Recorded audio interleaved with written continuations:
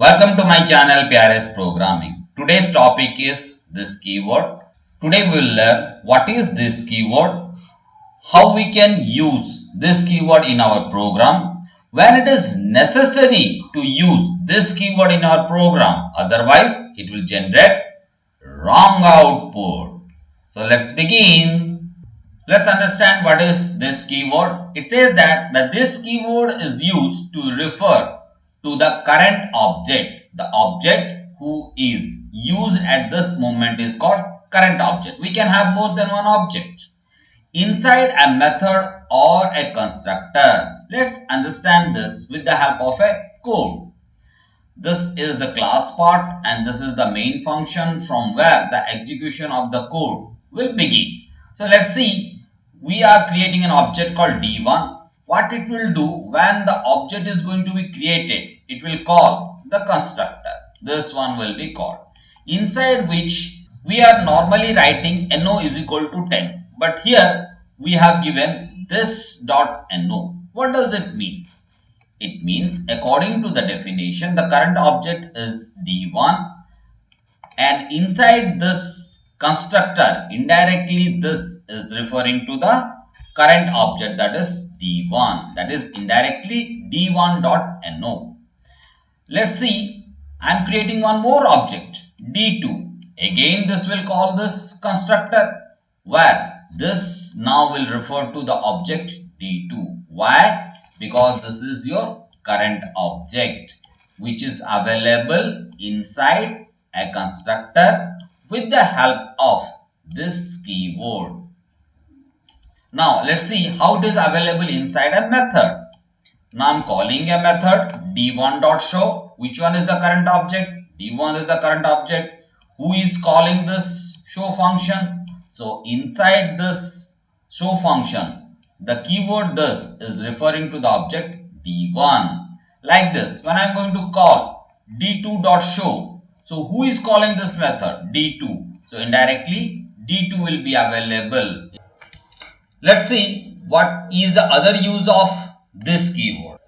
It says that it is used within an instance method. What is an instance method? The method which is defined inside the class is called instance method, or a constructor to access the member of current object, such as it can be an instance variable, because instance variable is a part of your object, method, constructor. So these are the three things that can be accessed.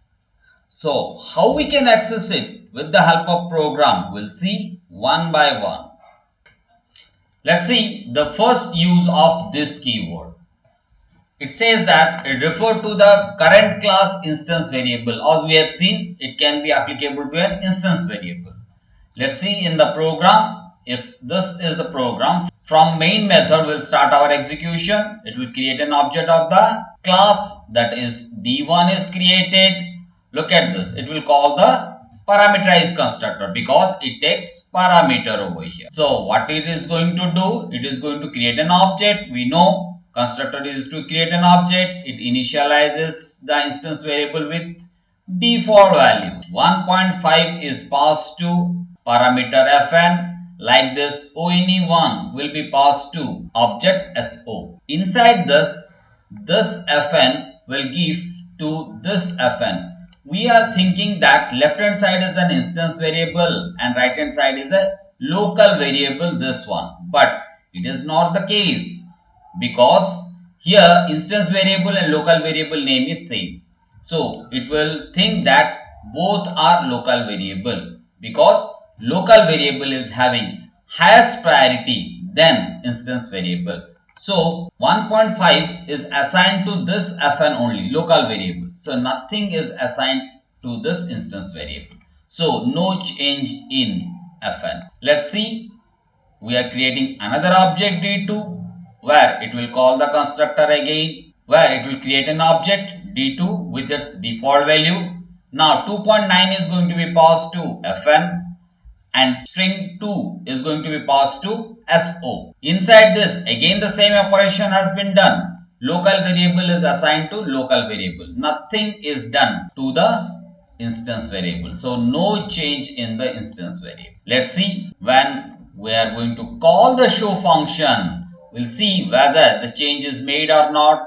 So the control will transfer to the definition part of the show function, inside which it will display to whom it will display. In the previous example, I told you the object who is responsible to call the method is available inside the method with the help of this.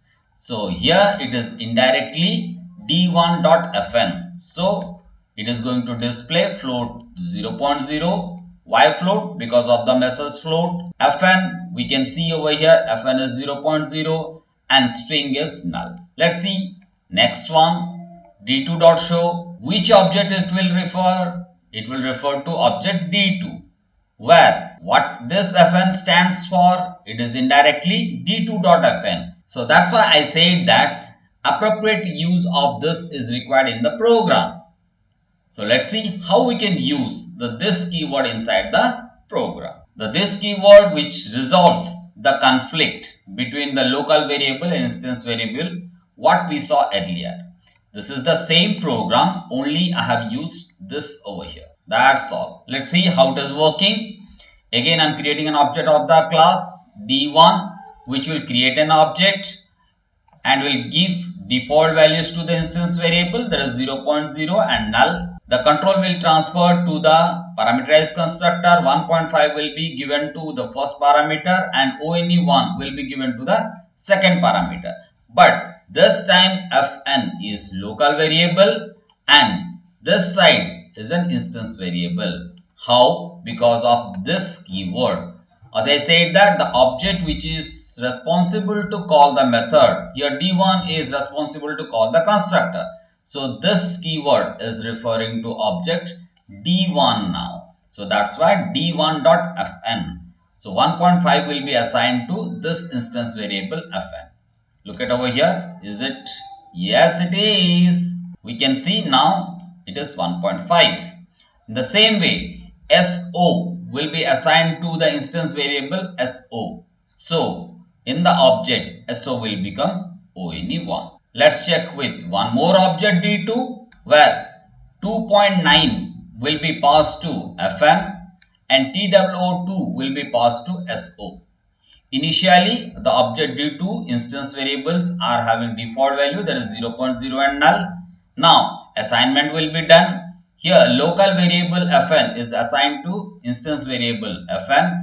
Now, to which object this is referring now? It is referring to the D2. Why? Because here the object D2 is responsible to call the constructor. So, that's why the change will be made in D2. Like this, SO value will be assigned to instance variable object SO. So this will become TWO2. You can see the change over here. Let's see whether the change is reflected or not with the help of show function.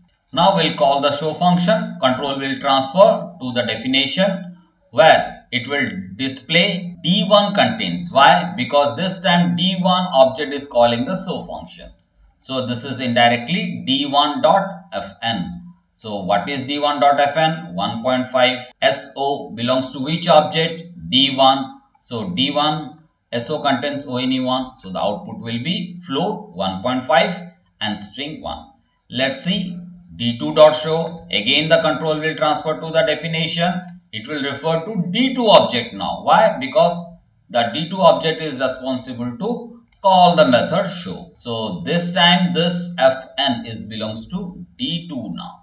So D2 fn क्या है आपका 2.9 and SO क्या है 2. So that's why we are getting this output. Hope everyone is clear with this program example. Let's see the next use of this keyword.